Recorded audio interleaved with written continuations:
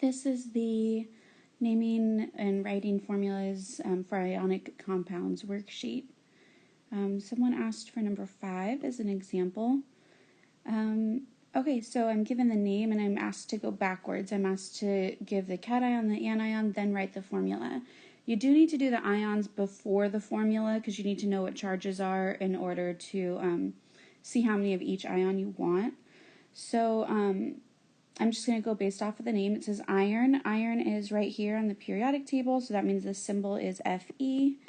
And then the Roman numeral in the middle states the charge. Remember, when it's a transition metal in here, we don't know the charges except for zinc and cadmium we know are +2 and silver is +1. Other than that, they change. So you have to tell the charge by giving the Roman numeral. So that's what the +3 is for. It's the charge of iron. And then sulfate is a polyatomic ion. It is right here on your polyatomic ion list. This is posted in the discussion board, it's in the notes, and it's also on in your book. If you look at the one in your book, there's like 35. These are really like the 17 most common, but regardless, either way, you can look that up. And so the symbol is SO4, and then the charge is -2. Okay, so I'm just going to rewrite it over here so I can do a little bit of math. So remember that when you're writing charges, they both have to equal, or when you add them together, they have to equal 0. Right now, when I take +3 and -2 and add them together, I get +1.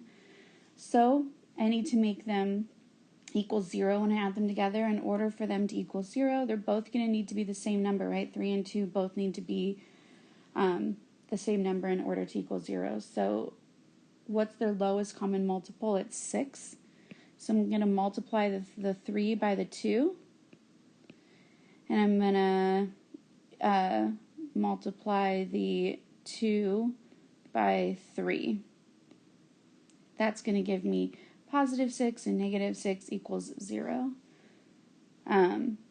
So what I actually did there is when you multiply by the number, so when I multiplied iron by 2, I'm actually saying I have 2 irons, and then I multiplied sulfate, which is SO4, I multiplied that by 3, I have 3 sulfates.